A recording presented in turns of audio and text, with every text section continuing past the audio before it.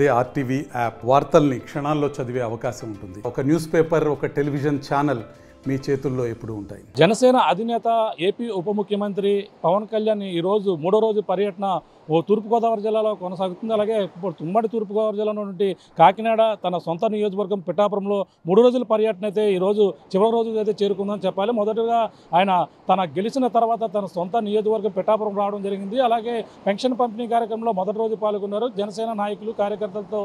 అలాగే మధ్యాహ్నం నుంచి కూడా హాజరైన పరిస్థితి ఉంది. రెండో రోజు అయితే నిన్న కాకినాడ కలెక్టరేట్లో సమీక్ష సమావేశం నిర్వహించారు. అధికారులతో కూడా సుదీర్ఘంగా అటవీ శాఖ అలాగే పంచాయతీ శాఖ తన మంత్రి శాఖకు సంబంధించినటువంటి అధికారులతో సమీక్ష సమావేశం నిర్వహించినటువంటి పరిస్థితి ఉంది. ఈ నేపథ్యంలో మూడో రోజు అయితే తన సొంత నియోజకవర్గం గెలిచిన తర్వాత సమస్యలపై దృష్టి పెట్టారు. ప్రధానమైనటువంటి సమస్య తన పిఠాపురం నియోజకవర్గంలో ఎమ్మెల్యేగా గెలవడమే కాకుండా తన సొంత నియోజకవర్గం ఉప ముఖ్యమంత్రిగా వచ్చిన తర్వాత ఏదోటి పని చేయాలనే ఒక సంకల్పంతో నాకు చేస్తానని చెప్పినటువంటి పవన్ కళ్యాణ్ అయితే ఈరోజు మూడో రోజు ఈ యొక్క పిఠాపురం నియోజకవర్గంలో ఉన్నటువంటి ప్రధానమైనటువంటి సమస్య ఉప్పాడ సముద్ర తీర ప్రాంతం. ఉప్పాడ సముద్ర తీర ప్రాంతం ఎప్పుడు తుఫాను వచ్చినా సరే ఈ యొక్క ఉప్పాడ తీరం మీద ఈ యొక్క ప్రభావం ఉంటుంది. ఉప్పాడలో గత కొన్నాళ్ళ నుంచి కూడా ఎన్నో వేల సంవత్సరాల నుంచి ఉప్పాడ తీరం తరచూ కోతకు గురవుతున్న పరిస్థితి అయితే ఉంది. ఎన్నో వందల ఇళ్ళు అయితే ఈ యొక్క సముద్ర కాలగర్భంలో కలిసిపోయి ఈ యొక్క సముద్ర తీర ప్రాంతంలో కలిసిన తర్వాత ఈరోజు ప్రధానంగా సముద్ర తీర ఈ యొక్క ప్రాంతాన్ని పరిశీలించి మత్స్యకారులతో మాట్లాడిన తర్వాత అయితే ప్రధానంగా చూసుకుంటే ఆయన ఈరోజు మధ్యాహ్నం నుంచి కూడా టీడీపీ అలాగే బీజేపీ నాయకులతో కూడా సమీక్ష సమావేశంలో పాల్గొంటారు.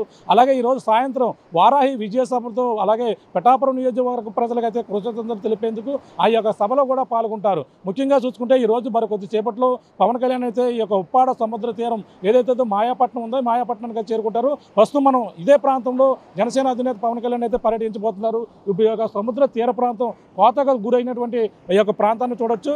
మొత్తం ఇదే ప్రాంతంలోనే ఎన్నో ఇళ్ళు మొత్తం కోతకు గురైనటువంటి పరిస్థితి ఉంది.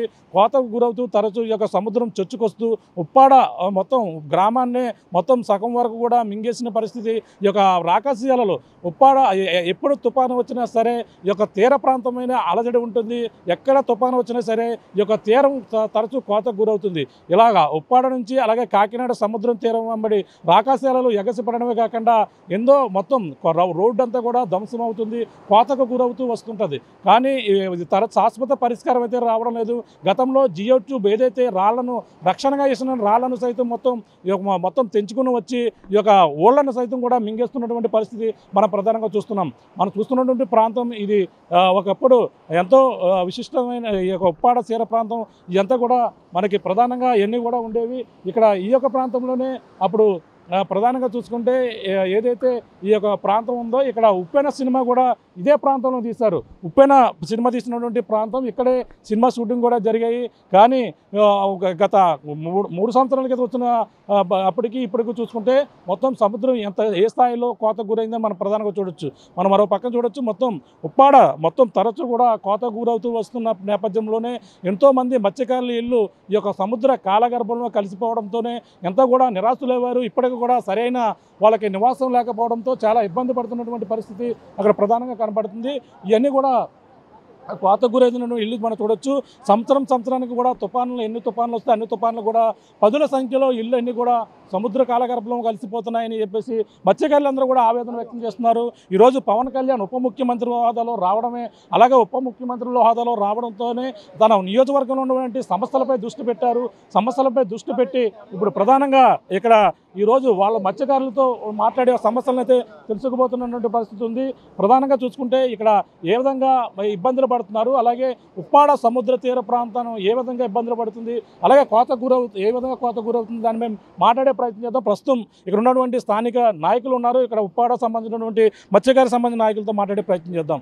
చెప్పండి, పవన్ కళ్యాణ్ మరి కొద్దిసేపట్లో ఇక్కడ రాబోతున్నారు, ఎంతసేపుల్లో రాబోతున్నారు, ఏ ప్రాంతాలు పరిశీలించబోతున్నారు? గంటన్నరలో పవన్ కళ్యాణ్ గారు ఇక్కడ రావడానికి సిద్ధంగా ఉన్నారండి. ఈరోజు మాకు చాలా సంతోషకరమైన శుభదినం అని ఎందుకంటున్నానంటే ఇంతకుముందు ఎమ్మెల్యేలు, మినిస్టర్లు, సీఎంలు కూడా ఇక్కడికి వచ్చే హామీ ఇచ్చారు.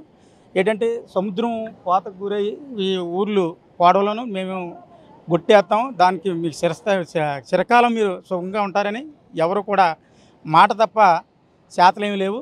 ఈ రోజుని పవన్ కళ్యాణ్ గారు ఎమ్మెల్యేగా డిప్యూటీ సీఎంగా మేము ఒక నాయకులుగా వెళ్ళి రండి ఉప్పాడ వచ్చి మీరు ఉప్పాడ ప్రాంతాన్ని చూడండి అని మేము ఇంకా చెప్పలేదు.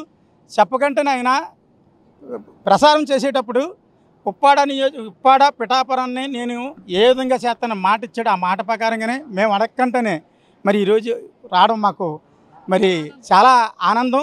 ఎందుకంటే ఇది మాయపట్నం, సూరాడపేట, రామచిట్టిపేట, కొత్తపేట ఈ ఏరియాలు ఉండి ఇప్పుడు ఆ గ్రామాలన్నీ సముద్రంలో చాలా ఒక 1/2 కిలోమీటరు 30 కిలోమీటర్ లోపల ఉన్నాయండి మెరకపోయి. కానీ 2004లో కాంగ్రెస్ హయాంలో పల్మరాజు గారు వేసాడు గొట్టు. అది ఒక 5-6 సంవత్సరాలు కాసింది తప్ప మళ్ళీ ఆ గొట్టు కూడా పోయింది. ఇప్పుడు ఇది చిరస్థాయిగా ఈ గ్రామాలు ఇక్కడే ఉండాలి అన్న ఆలోచనతో పవన్ కళ్యాణ్ గారు మంచి ఆలోచనతో వచ్చి ఇక్కడ ఉండి ఈ యొక్క పరిశీలన చేసి జర్నలిస్టులతో మేధావులతో కూడా ఆలోచించి చిరస్థాయిగా ఉండిపోవటానికే ఇక్కడికి ఇది గొట్టు వేయడానికి వచ్చాడు. ఇక్కడ మొత్తం మా తీర ప్రాంత మత్స్యకారులందరం చాలా సంతోషం అంటే మేము మాటల్లో చెప్పలేకపోతున్నాం. International lab facility, student lead startups, great academic exposure. KL, deemed to be university. Uppada ఒకప్పుడు ఏ విధంగా ఉండేది? మొత్తం ఎన్ని గృహాలు మొత్తం ఈ యొక్క సముద్ర కాలగర్భంలో కలిసిపోయాయి? గృహాలు 100 మీద చెప్పలేమండి, 1000 మీద ఉంటాయి. ఊర్లండి, ఆ ఊర్లు లేవు. ఇప్పుడు రామచెట్టిపేట, సూరాడపేట అన్నది మెరకని నాయకుడు 1, 2 అని ఉన్నది.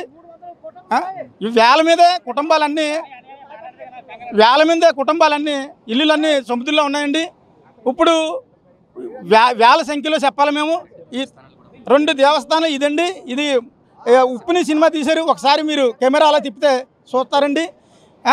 అది కూడా సముద్రంలో పోయింది. అంతకుముందు ఉండే దేవాలయం ఇంచుమించు లేదంటే ఒక 300-400 మీటర్లు దూరంలో ఉంటుంది. ఆ దేవస్థానం కూడా పోయింది. ఇప్పుడు శ్మశానాలు అన్నవా ఈ ఉప్పాడ, అమనాబాద్, మూలపేట, ఇది మాయపట్నం, ఉప్పాడ తీర ప్రాంతాలన్నీ సముద్రంలోనూ ఒక 1/2 కిలోమీటర్లు ఉంటాయండి శ్మశానాలు. ఇప్పుడు ఈ గ్రామాలకి మొత్తం ఈ ఉప్పాడ తీర ప్రాంతాన శ్మశానం ఒకటే లేదు. కానీ అది కూడా పవన్ కళ్యాణ్ దృష్టికి తీసుకొస్తాం. మరి అవన్నీ మాకు పరిశీలిస్తాడని. రెండోది ఏంటంటే మాకు సంపద, మేము సముద్రం మీద ఆధారపడి బతుకుతాం కాబట్టి మమ్మల్ని ఆర్బారీ ఇచ్చారు 450 కోట్లతో. ఆ ఆర్బారీ స్థిరంగా లేక సంవత్సరానికి మరి ఒక 5-6 ప్రాణాలు పోతున్నాయి. కాళ్ళు ఇరిగిపోయిన లేతేనే, చేతులు ఇరిగిపోయిన లేతేనే మరి 10ల సంఖ్యలో ఉంటున్నారు. మరి బోటు ఓనరు నష్టపోవడానికి లక్షలు మీద ఒక్కో బోటు వచ్చి 20 లక్షలు, 15 లక్షలు, 10 లక్షలు ఉంటాయి. వేసిన ఆర్బార్ గొట్లు ఆతల ఆర్బార్కి ఎడమ వైపు ఉన్న అది ఆ గొట్టు తిరమలేక ఈ బోట్లు ల్యాండింగ్ అయ్యేటప్పుడు ఆ కెరటాలకి వచ్చేటప్పుడు మేము కూడా ఆయన దృష్టి తీసుకుని వెళ్తారా మీరు? ఇవన్నీ మొత్తం ఈ సమస్యలన్నీ ఆయన దృష్టి తీసుకొని మేము వెళ్తాం. మా కంపల్సరీ 100% మా సమస్యలన్నీ తీరుతాడని. రెండోది అంటే ఇప్పుడు మూడోది ఏంటంటే అరవింద, దివిసి ఈ వీటి వల్ల కూడా మాకు చాలా ఇబ్బందులు ఉన్నాయి. పొల్యూషను సముద్రంలోకి వదలడం వల్ల మత్స్యంతంతా పోతుంది. అలాగే దరి నుంచేమో అరవింద పార్మిసోడు రకరకాల వ్యర్థాలు వదలడం వల్ల ఇది సముద్రంలోనూ చూస్తే ఓఎన్జీఎస్, రిలయన్స్ ఆయిల్ రిగ్గులు పెట్టి దానివల్ల కూడా చాలా మా యొక్క మత్స్యకారులు నష్టపోతున్నాం. మరి ఇవన్నీ మీరు చెప్పండి ఏ విధంగా ఇక్కడ పవన్ కళ్యాణ్ గారు వస్తున్నారు, ఇక్కడ ఎటువంటి సమస్యలు చెప్తారు, ఇక్కడ సముద్రం ఏ విధంగా కోతకు గురవుతుంది? గతంలో ఇక్కడ గట్టు ఒకటి ఉండేది అంటున్నారు, గట్టు ఇవన్నీ కూడా ఎలా పోయాయి? గతంలో ఇప్పుడు చెప్పినట్టు పల్లవరాజు గారి హయాంలో గొట్టేశారండి. అది నామకారంగా వేసినట్టు ఒక 5-6 సంవత్సరాల నుండి పోయింది. ఈరోజు పవన్ కళ్యాణ్ గారు వాస్తవంగా మాకు ఎమ్మెల్యే కావడం, ఆయన ఉప ముఖ్యమంత్రి అవ్వడం మాకు చాలా అదృష్టం అండి. ఎందుకంటే మేము అడగకుండానే ఆయన నిజంగా ఉప్పాడనే ఇంచుమించు లైట్ హౌస్ దగ్గర నుంచి అక్కడ కోనపేట వరకు ఉప్పాడ బీచ్ని నేను చాలా వైభవంగా నేను తీర్చిదిద్దుతాను, మీకు హామీ ఇస్తున్నానని చెప్పేసి కూడా మన మీటింగ్లో చెప్పడం జరిగిందండి. ఆ సమస్య ఆయన దగ్గర తీసుకెళ్ళలేదండి. అన్నీ పరిశీలించి అన్ని విధాలుగా ఆయనకి లిస్టు తెప్పించుకొని ఇది ఇబ్బంది ఎలా ఉందని చెప్పి ఆలోచన మీద అది చేయడానికి సిద్ధంగా ఉన్నాడండి. గతంలో ఇప్పుడు చెప్పినట్టే కొంత వేలలోనే ఇల్లులు సముద్రంలో ఒక 1/2 కిలోమీటర్ లాంగ్లో ఊళ్ళు ఉండేయండి. ఈ తుఫాను చేయడం వల్ల ఏంటంటే ఈ గొట్లు ఇలా కొట్టుకొచ్చేయడం, అలా కోత గురైపోయి ఇల్లులు అలా కొట్టుకుపోవడం అనేది జరిగిందండి.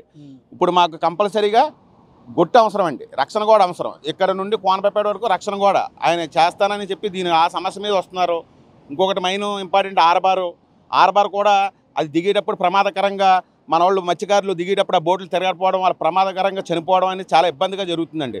ఆ ఆర్బార్ కూడా పరిశీలించి అది కూడా ఏ రకంగా అన్నది ఆయన కూడా ఆర్బార్ విషయంలో కూడా చూసి కూడా అది ఎలా కట్టాలి ఏంటి అన్నది కూడా అది ఆలోచన చేస్తా అన్నారండి. ఇంకో విషయం ఏంటంటే మాకు అరవిందో వల్ల కూడా చాలా పొల్యూషన్, ఆ పైప్ లైన్ లోపలికి వెళ్ళేసి గతంలో మేము ధర్నాలు అవి చేయడం జరిగింది. దానివల్ల పొల్యూషన్ సముద్రంలోకి వదిలేస్తే మాకు చాలా నష్టపరిహారం ఉంటుందండి. దాని గురించి కూడా ఆయన దృష్టిలో ఉన్నారండి. నిజంగా మా మత్స్యకారుల మీద ఆయన చాలా గౌరవమైన ప్రేమ ఉంది. మాకు అన్ని రకాలుగా ఏ సమస్య అయినా పరిష్కారం చేస్తానని చెప్పి ఆయన మాకు చెప్పడం జరిగిందండి. అందుకోసమే ఈరోజు పవన్ కళ్యాణ్ గారు నిజంగా మాకు ఎమ్మెల్యేగా కావడం కూడా మాకు చాలా అదృష్టం అండి. ఈరోజు ఆ సమస్యల మీద ఇవన్నీ చూడడానికి ఈరోజు అందుకు ఆయన ఇక్కడికి వస్తున్నాడు. ఆ సమస్యలన్నీ మేము ఆయన దృష్టికి మా నాయకులందరూ తీసుకెళ్ళి ఇచ్చి ఆ సమస్యల పరిష్కారం కంపల్సరీ మేము తీరుస్తానని హామీ తీసుకుంటామండి. ఆయన తీరుస్తాడు కూడా అండి. 1,000+ faculty, 600+ PhD, industry-driven skilling. KL, deemed to be university. చెప్పండి, ఎలా ఉంది మీ పవన్ కళ్యాణ్ ఇక్కడ ఎమ్మెల్యేగా అవడం, అలాగే ఆయన ఉప ముఖ్యమంత్రి హోదాలో వస్తున్నారు, వచ్చి రాగానే సమస్యలపై దృష్టి పెట్టారు, ఏమనిపిస్తుంది మీకు? ఆయన అయితే మా పరిశ్రమకి ఎంతో చేస్తారని మా గౌరవంతో పోయినసారి మాది పిఠాపురం నియోజకవర్గం వస్తారని చాలా ఆశపడ్డాం. అది వృధా అయిపోయింది. ఇప్పుడైతే మాకు ఆయన ఇక్కడికి వచ్చి మా పిఠాపురం నియోజకవర్గం అలాగే మా పిసరమేనికి ఎంతో హామీ ఇచ్చి ఆయన కృషితో ఈ హార్బర్ని కానీ ఈ గొట్టుని కానీ ఆయన దృష్టికి తీసుకెళ్ళడం పెద్దలు, చాలామంది పెద్దలు మేము చాలా ఆసక్తితో కలిగి ఉన్నాము.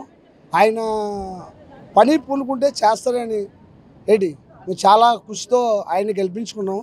ఆయన్ని ఇంత మెజార్టీగా రావడానికి మా పెద్దలు చేసిన కృషి, అలాగే మా పిసర్మెన్ అంటే పరిచచ్చిపోస్తారు పవన్ కళ్యాణ్. అందుకని యువకులే కానీ ఆ వృద్ధులే కానీ ప్రతి ఒక్కరూ జనసేనని గెలిపించుకోవాలని మేము కృషితో చేస్తాము. పవన్ కళ్యాణ్ గారు మాకు చేస్తాడని నమ్ముతూ చాలా ఆనందపడుతున్నామండి. పండుగలు చేసుకుంటున్నాం. ఇప్పుడు ఈ పండుగల్లో ఎంతో ఉన్నతమైన పండుగలు చేసుకుంటున్నామని మేము ఇది పరిస్థితి. ప్రధానంగా ఇక్కడ భారీ ఎత్తున అందరూ కూడా జన సైనికులు కావచ్చు, అలాగే మత్స్యకారులు కావచ్చు, భారీ ఎత్తున ఇక్కడ చేరుకుంటున్నారు. అలాగే పవన్ కళ్యాణ్ ఏదైతే తన మాట ఇచ్చిన ప్రకారంగా ఇక్కడ రావడం, మాట నిలబెట్టుకుంటున్నారని చెప్పేసి ప్రధానంగా అంటున్నారు. అలాగే మత్స్యకారులతో మాట్లాడడం కాకుండా ఇప్పుడంతా కూడా మరి కొద్దిసేపట్లో ఇక్కడ చేరుకుంటారు. అలాగే ఉప ముఖ్యమంత్రి హోదాలో వచ్చిన మరుసటి నుంచి కూడా సమస్యలపై దృష్టి పెట్టారు. ఏదైతే తీవ్ర ప్రాంతంలో సముద్ర కోత గురవుతున్న ప్రాంతాన్ని పరిశీలించిన తర్వాత ఇక్కడ ఈ అన్ని ప్రాంతాలు కూడా చూస్తారు, చూసి వాళ్ళ సమస్యలు కూడా చెప్పుకొస్తారు. ఎన్నో వేల ఇళ్ళు అయితే సముద్ర కాలగర్భంలో కలిసిపోయి చాలా మంది నిరాశలైనటువంటి పరిస్థితి ఉంది. వాళ్ళందరూ కూడా ఏదైతే రక్షణ గోడగా వేసినటువంటి జియో ట్యూబ్ సైతం మొత్తం ఈ యొక్క సముద్రంలో తెగిపడిపోయి కలిసిపోవడం కాకుండా తరచూ కోత గురవుతుంది. ప్రతి తుఫాను వచ్చినా సరే కూడా ఇదే పరిస్థితి ఇక్కడ నెలకొనడంతో దానిపై సమస్యపై దృష్టి సారించినటువంటి ఉప ముఖ్యమంత్రి పవన్ కళ్యాణ్ అయితే మరి కొద్దిసేపట్లో ఇక్కడికి వచ్చి మత్స్యకారుల తీర ప్రాంతంలో పర్యటించిన తర్వాత అయితే వాళ్ళందరితో కూడా మాట్లాడే ప్రయత్నం అయితే చేస్తారు. మరో పక్కన ఏదైతే ఈ యొక్క ఫిషింగ్ హార్బర్ ఉందో మత్స్యకారుల సమస్యలు, అక్కడ తరచూ బోట్లు కూడా తిరగబడి అక్కడ ప్రమాదాలు జరుగుతున్నాయి, ఎంతమంది మృత్యువాత పడుతున్నారని ఇటువంటి సమస్యలన్నీ కూడా ఆయన దృష్టికి తెప్పేందుకు ఉప్పాడ తీరంలో ఉన్నటువంటి మత్స్యకారులందరూ కూడా తన సమస్యలు చెప్పుకునేందుకు ఇక్కడ భారీ ఎత్తున ఇక్కడ చేరుకుంటున్నటువంటి పరిస్థితి ఇక్కడ ప్రధానంగా కనబడుతుంది. ఇది ఇక్కడ ఉన్న తాజా పరిస్థితి. మేము రామతో ప్రకాష్, RTV, ఉప్పాడ నుంచి. మరిన్ని వీడియోస్ కోసం ఛానల్ ని సబ్స్క్రైబ్ చేయండి, లేటెస్ట్ అప్డేట్స్ కోసం వాట్సాప్ ఛానల్ ని ఫాలో చేయండి, అండ్ లింక్ డిస్క్రిప్షన్ లో ఉంది.